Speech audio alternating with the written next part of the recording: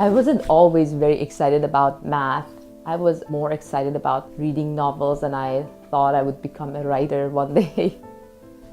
I got excited about it maybe just as a challenge, but then I realized that it's really nice and that I enjoy it. These were quite difficult times. It was during the war.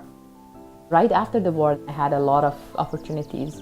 I went to a very good middle school and then high school. I think I was the lucky generation because I was a teenager when things became more stable.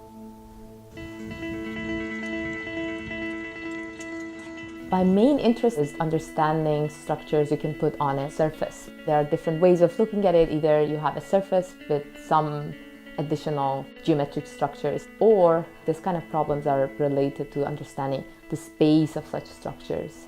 One very famous example is if you have a billiard table and you start from a point and you hit the ball and it hits the boundaries and it moves, say, forever, you want to see the trajectory of the ball. Would it cover all your billiard table? Can you find closed billiard paths? And interestingly enough, this is an open question in general if you don't put any restrictions on the angles of the polygon that you started. There are two types of questions. One is about you have a surface with a geometric structure and you're trying to understand some properties of this geometric structure that you have.